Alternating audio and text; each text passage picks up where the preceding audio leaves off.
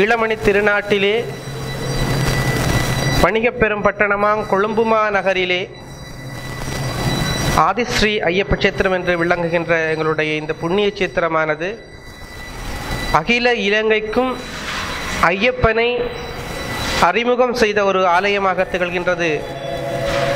இந்த ஆதிஸ்ரீ ஐயப்ப சேத்திரம் இன்றைக்கு 40 வருடங்களுக்கு முன்னதாக ரவீந்திரன் குருசாமி அவர்களுடைய வழிபாட்டின் மூலமாக இந்த ஆலயமானது இங்கு அமைக்கப்பட்டிருக்கின்றது. இந்த ஆலயத்தினுடைய சிறப்பு என்னவென்றால், இலங்கையிலேயே முதலாக ஐயப்பனுடைய பஜனை வழிபாடு ஆரம்பமானது எங்களுடைய இந்த ஆதிஸ்ரீ ஐயப்ப சேத்திரம் என்பதில் எங்களுக்கு ஒரு பெருமிதம்.